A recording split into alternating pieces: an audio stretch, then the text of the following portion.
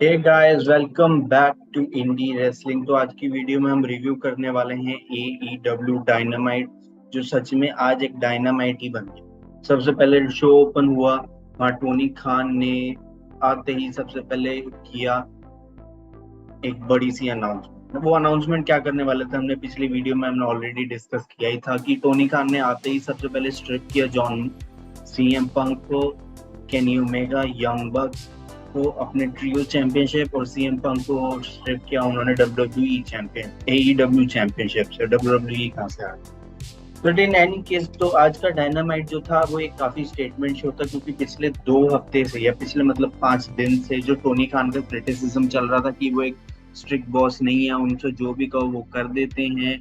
बगल में CM पंक बैठ के उनकी ही कंपनी के एग्जीक्यूटिव वाइस प्रेसिडेंट की बखियां उधेड़ रहे हैं, बट फिर भी टोनी खान कुछ नहीं कर पा रहे। CM पंक ने पूरा जो ऑल आउट का पेपर व्यू था उस पर सारी चीजों का ध्यान अपनी तरफ खींच लिया और सारी अटेंशन कोल कैबाना और यंग बक्स और हैंगमैन पेज की तरफ दिला दी। तो इससे जो पेपर व्यू का जो मेन मोटिव था, MJF को लाना और ट्रियो चैंपियनशिप पे फोकस करना और नई जो चैंपियन टोनी स्टॉर्म बनी है उन पे फोकस करना, बट ये सारा जो भी फोकस था वो सारा CM पंक ने ले लिया। तो ये चीज देख के टोनी खान ने 2-3 दिन उनके पास होंगे सोचने के लिए, मंडे से लेके वेडनेसडे की शाम तक।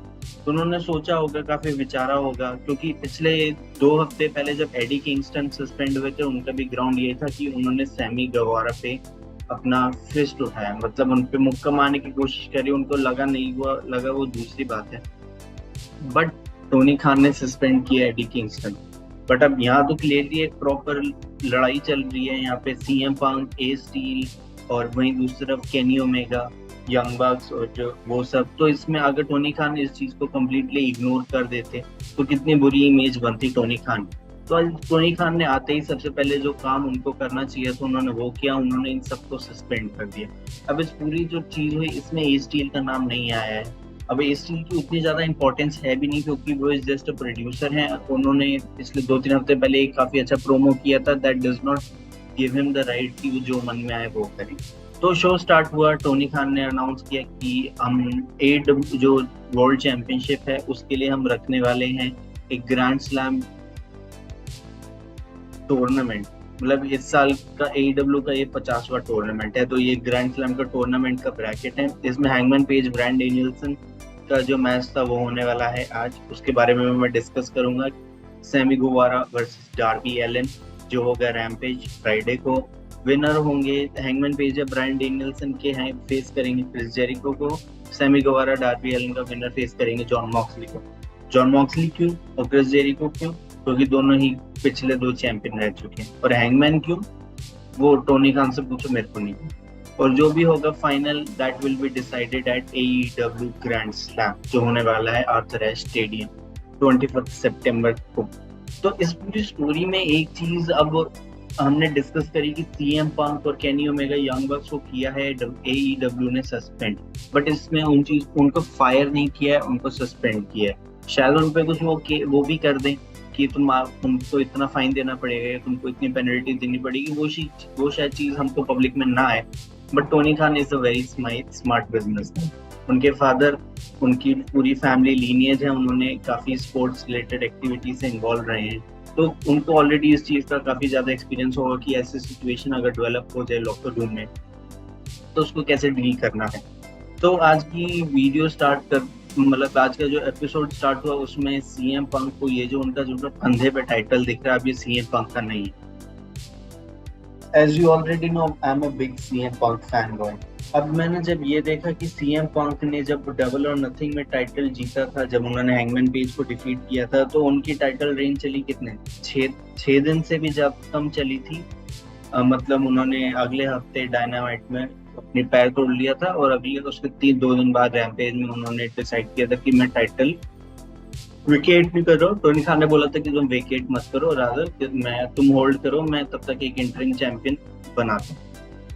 सिमिलरली पूरा टाइम CM पंक चैंपियन थे या नहीं थे उसको काउंट किया जाएगा कि नहीं, कि डबल और नथिंग से लेके ऑल आउट के, मतलब ऑल डबल और नथिंग से जब तक CM पंक को जॉन मॉक्सली ने स्क्वैश नहीं किया हुआ था। तो उस पीरियड को अगर काउंट ना करें तो सीएम पंक की टाइटल रेन रही मंडे, ट्यूसडे, वेडनेसडे, मतलब 3 दिन प्लस 2 दिन और कर दो 5 दिन।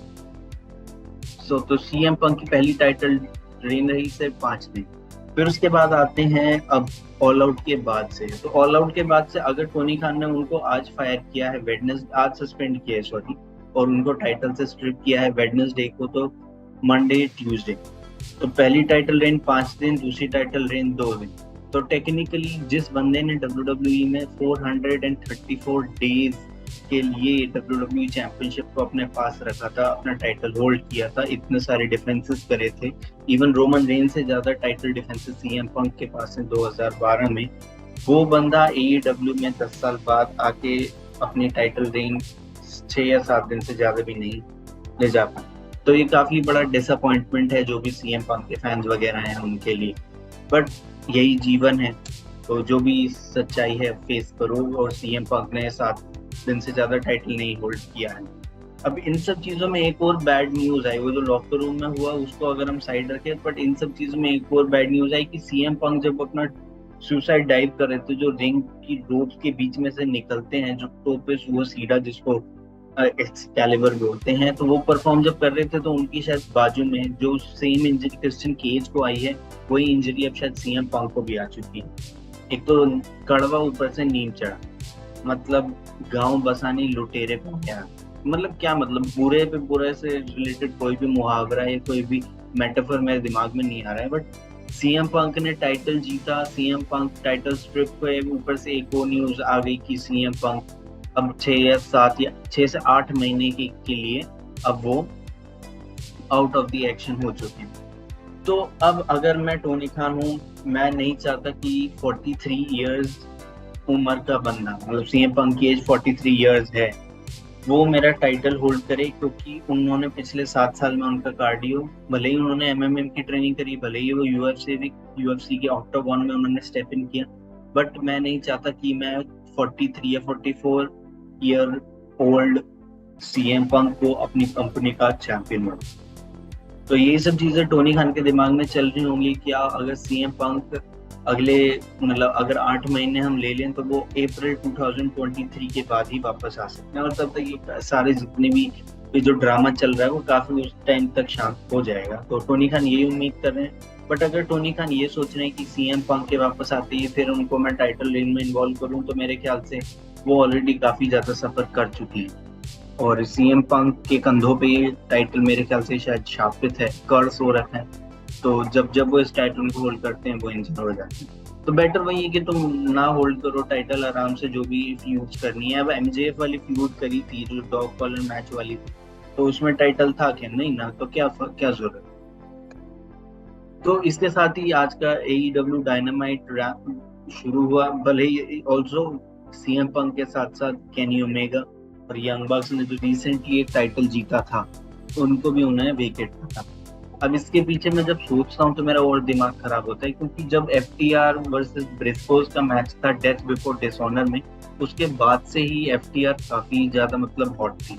मतलब उनका जो क्राउड रिएक्शन मिल रहा था, उनको बेबी फेस जो पॉप मिल रहा था, और खासकर डैक्स हार्वुड को भी काफी अच्छा क्राउड रिस्पॉन्स मिल रहा था। तो वो काफी अच्छा टाइम था, लोहा गर्म था, बस हथौड़ा मारना था। यंग बक्स जीत चुके थे AEW टैग टीम टाइटल जब उन्होंने जुरासिक एक्सप्रेस को हराया था, और क्रिश्चियन केज ने जंगल बॉय पे टर्न किया था। बट वहाँ यंग बक्स के पास टाइटल था, वहीं वहीं FTR के पास इतने सारे टाइटल थे। तो ऑल आउट का जो कार्ड था उसमें अगर CM Punk versus John Moxley और यंग बक्स वर्सेस FTR, और विनर टेक्स ऑल, विनर ले जाएगा ROH, विनर ले जाएगा AAA, विनर ले जाएगा IWGP, और विनर ले जाएगा RKI AEW tag team titles. But उस चक्कर में फिर यंग बक्स ने क्या किया कि टोनी खान से बोला होगा कि एक काम करो, केनी तो वापस आ ही रहा है, तो तुमने एक ट्रियो टूर्नामेंट बुक कर दो जिसको हम जीत जाएंगे। तो अच्छा रहे, मैचेस काफी अच्छे रहे। विल ऑस्प्रे वाला मैच काफी अच्छा था। The elite versus death triangle का जो मैच था 2-3 हफ्ते पहले, वो उसको भी डेव मेल्सर के 5 स्टार मिले हुए हैं। विल ऑस्प्रे और केनी ओमेगा के बीच की स्टोरी है, वो भी काफी ज्यादा एक्साइटिंग हो रखी है। मतलब जिस तरीके से इन दोनों ने ट्विटर में ट्विटर की आपस की लड़ाई को एक स्टेज दिया, वो काफी ज्यादा एक्साइटिंग था। बट संडे हो गया, आज वेडनेसडे हो गया, थर्सडे हो गया, और न्यूज मिलती है कि यंग बग्स और केनी ओमेगा वो एडब्ल्यू ने सस्पेंड कर दिया, या रादर टोनी खान ने सस्पेंड कर दिया। तो ये न्यूज सुन के यही लगा कि मतलब जिस ट्रियोस टाइटल के लिए हमने इतना सारा सेक्रीफाइस किया, इतने सारे पापड़ बेले, उसका हमें रिजल्ट क्या मिला? कुछ नहीं, बट यही किस्मत है।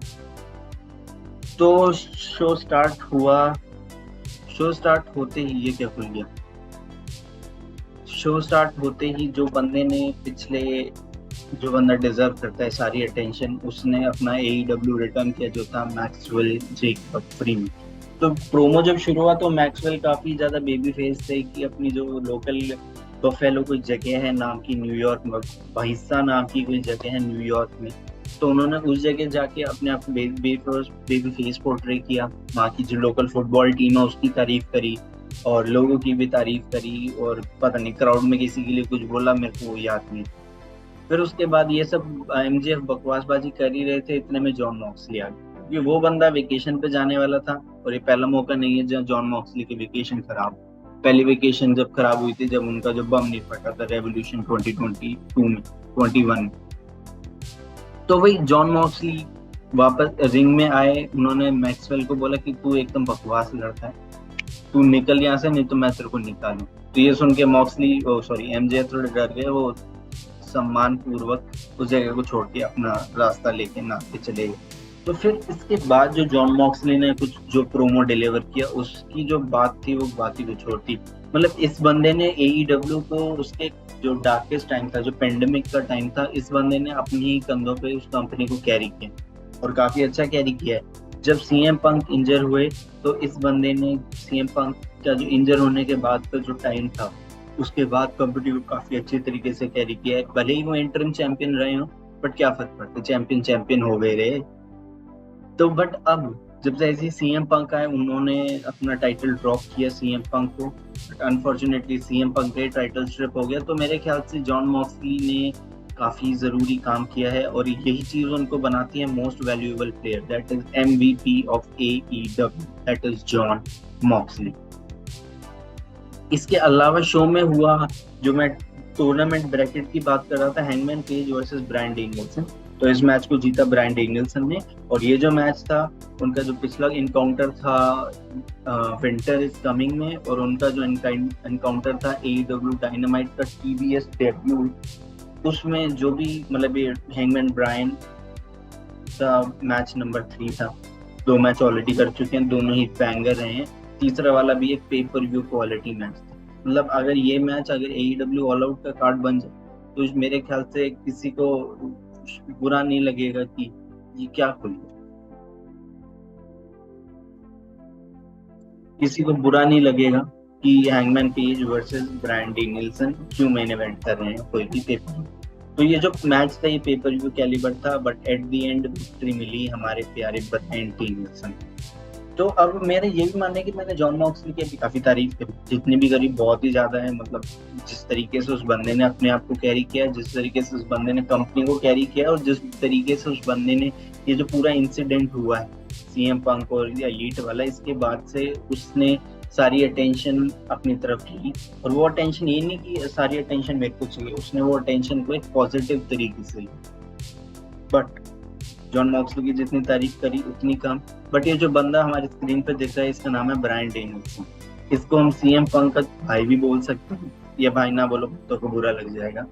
तो इस बंदे को, ये बंदा अगर इसको टाइटल दे दिया जाए, तो ये बंदा मेरे ख्याल से काफी अच्छे तरीके से ये टाइटल होल्ड कर सकता है। हाँ, यस इंडीड, ब्रायन डेनियल्सन भी काफी ज्यादा इंजरी प्रोन है। अभी पिछले 2-3 महीने से वो इंजरी हो रखी थी, उनको शायद कंकशन वगैरह हो रखा था, और वो बेड।